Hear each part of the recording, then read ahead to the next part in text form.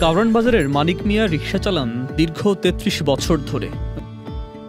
বয়স বাড়ার সঙ্গে সঙ্গে আয় কমেছে, অথচ খরচ বেড়েছে অনেক বেশি। চাল, ডাল, তেল, আটা সবকিছুর দাম যেন একটু একটু করে নাগালের বাইরে চলে যাচ্ছে। সংসার চালাতে হিমশিম খেতে হচ্ছে।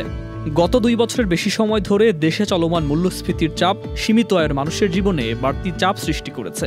২০২৪ সালের মার্চ থেকে ডিসেম্বর পর্যন্ত টানা ১০ মাস ১০% উপরে ছিল মূল্যস্ফীতি। বর্তমানে তা কিছুটা কমে এলেও ৯% আশেপাশে রয়ে গেছে, যা এখনও স্বস্তির পর্যায়ে নয়।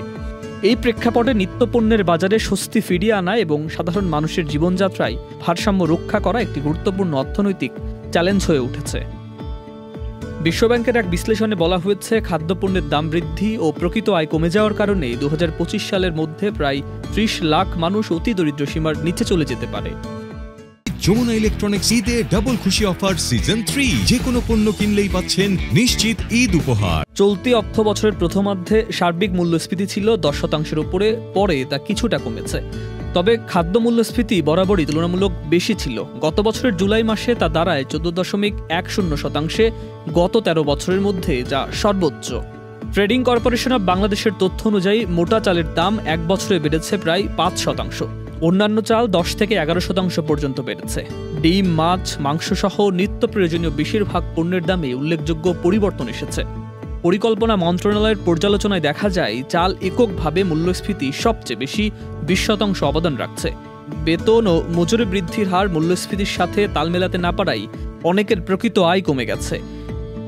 গত এক বছরে গড় মূল্যস্ফীতি ছিল ১০.২১%, কিন্তু কোনো মাসেই জাতীয় গড় মজুরি বৃদ্ধি ৯% অতিক্রম করেনি। ফলে আয় ও ব্যয়ের মধ্যে সামঞ্জস্য রাখা অনেকের জন্যই কঠিন হয়ে পড়েছে।